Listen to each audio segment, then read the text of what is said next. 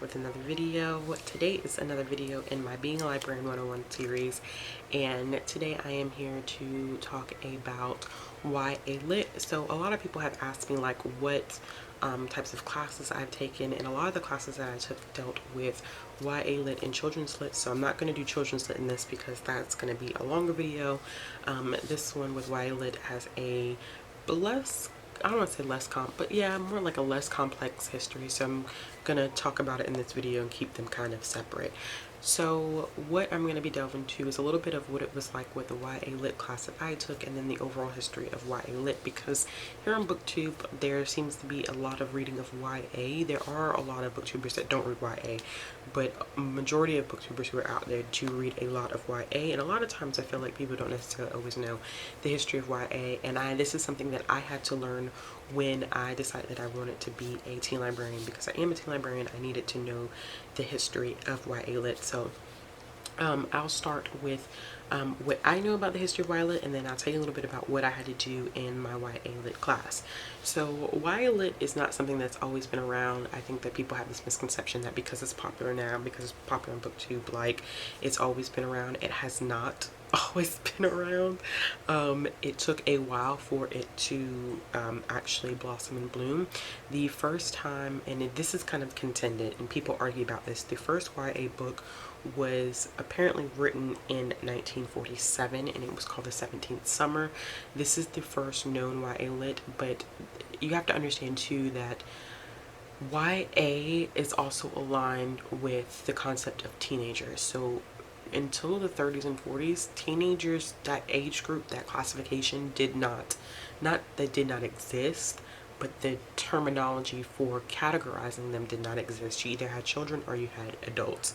So the whole concept of even writing for an audience between the ages of 12 to 18 was very, very new, and it wasn't really done well, because in the beginning you had stuff what they called like junior novels, so they were very very genderized. You had like romance stories for girls and action and adventure stories for guys, and but you know, times change, but that's exactly how it did start. And then eventually what you had is in 1967 you had the publication of The Outsiders by S.E. Hinton, which is why this book is so important. So it's not just important because it's something that you were required to read in school. This is like the start of the golden age, the first golden age of YA. S.E. Hinton herself was 18 when the novel was published, so she wanted to write a story about stuff that teens were actually going through, instead of these junior novels where you had just kind of like romanticized things and didn't really speak to the issues that teenagers were going through. So with the publication of that novel, it was extremely important. After the publication of S.E. Hinton's The Outsiders in 1967, you then had authors who followed in that stead of writing stories that were true to what teenagers were experiencing. So you had Judy Blume, of course, who writes marvelous novels, but also novels that are constantly being challenged. And I can go on and list so many of them, but she talked about a lot of subjects that were not necessarily, well, yeah, they were taboo, not things that people would openly discuss. So like divorce, relationships, sexuality, stuff like that. That wasn't stuff that people openly discuss in books, but that's stuff that teenagers were facing during that time. Also, you had the Go Ask Alice novel, which was published anonymously. I haven't read it, so I don't know much about it, but I do know that it is included within that first wave of the golden age as being a pivotal novel that changed the face of what YA literature meant and what it was important for. And I should have said this before, but YA, the term was coined in the 50s, I believe, by a librarian. That's where it first came from. So they used it frequently, but they didn't have the readership, the actual works to fit in with that age group. So let's say like they're defining that, okay, well, YA, young adults are people who are from the ages of 12 to 18, but there were no publications for that age group. I mean, you literally had children's books and you had adult books, and that was pretty much how the cookie crumbled. That's how it worked. In 1974, you had the publication of The Chocolate Wars by Robert Cromier, and this was a pivotal book during the golden age of YA too, because it proved that all YA books weren't going to have happy-go-lucky endings. I was asked if I wanted to read The Chocolate War when I took my YA Lit class, but I opted not to read that one. That is probably one that I will go back and read before the year is over with, because it's such an important book, and I probably need to go back and reread S.E. Hinton's The Outsiders too, because it's one that I haven't read in a while. So after you had the publication of stuff like The Outsiders and Judy Blume's works, what ended up happening was that people were kind of tired of the single issue YA books, meaning that they were tired of having access to books that only dealt with issues like alcoholism and drug abuse. They wanted something that was a little different. So in the 1980s, there was an explosion of books that were more genre specific. So you have like R.L. Stein's Fear Street series, Sweet Valley High series, stuff like that that becomes prevalent, stuff that is still deemed classics now. In the 1980s, you also saw a huge boom of what they called moralistic outcome books, and the decade was oversaturated with them. Moralistic outcome books are books where, like, you have a girl who loses her virginity on her prom night and then she dies in a car accident. So I haven't read any of those, but apparently the 1980s were really, really saturated with them. In the 90s, you saw a slowdown of YA because there was a change in population in the 1970s. So there was a decrease in the number of readers that were in between the ages of 12 to 18. Not saying that there weren't any YA books. You have Tamora Pierce, you have Garth Nix, like, you have a lot of significant writers who were doing stuff in the 90s. It just wasn't as prevalent in the 90s because of the shift change. But then there was a baby boom that occurred in 1992, and that's where we see the change happen again. So the second golden age of YA happened in the 2000s, and believe it or not, it was started by the publication of Harry Potter. So from that publication of Harry Potter, then you start to see the publication of stuff like Twilight, which introduced the reading world to paranormal stuff, and, well, the YA world to paranormal. And then you have The Hunger Games by Suzanne Collins, which introduces the world of dystopian. And it's amazing that after those series, actually, I'm going to change this angle really quick, that those series are super, super hated on now. Like, people loathe The Hunger Games. Some people still love them. People loathe Twilight, but those two series are pivotal and monumental in what happens in the second golden age of YA. So we are currently seeing different shifts and waves in YA. You don't see as much dystopian because that's kind of gone out the window. You don't see as much paranormal.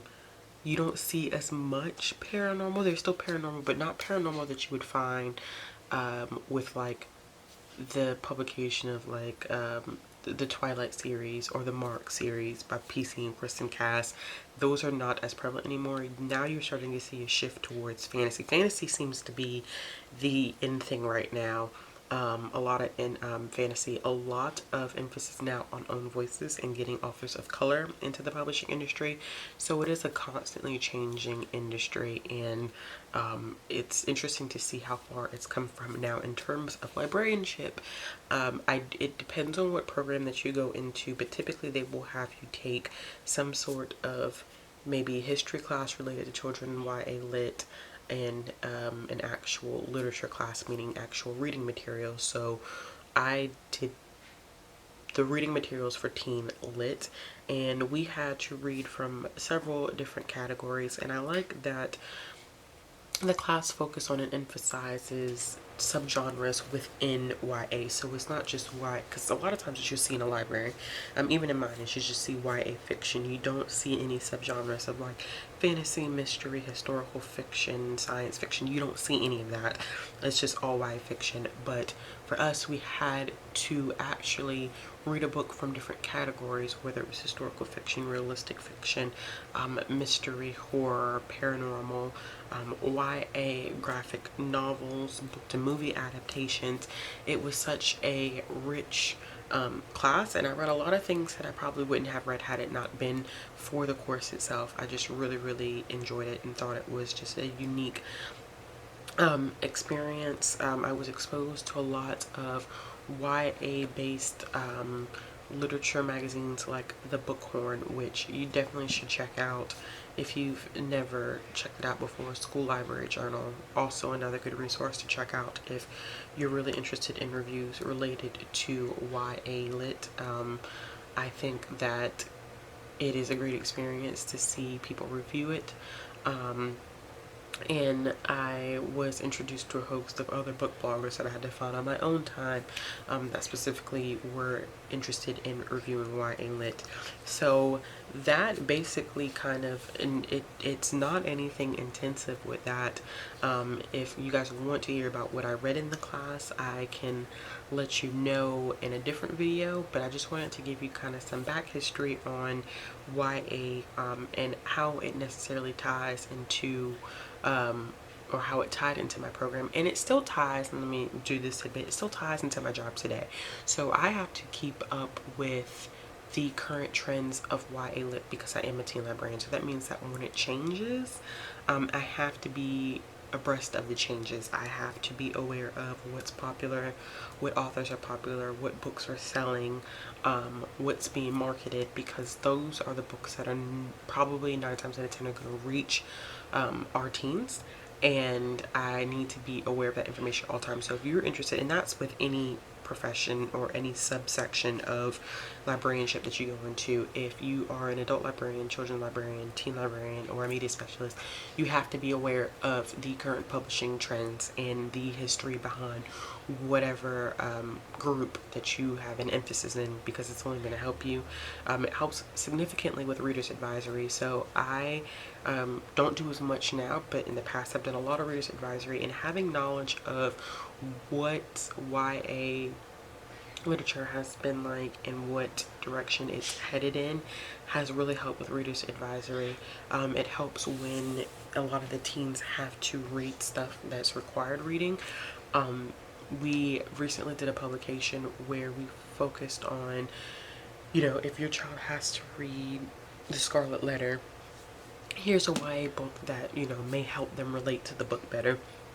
So understanding those correlations as well is super important for the job, and I would highly recommend it. I would highly recommend checking out some of the resources that I'm going to link below in the description box, because they'll help you along the way.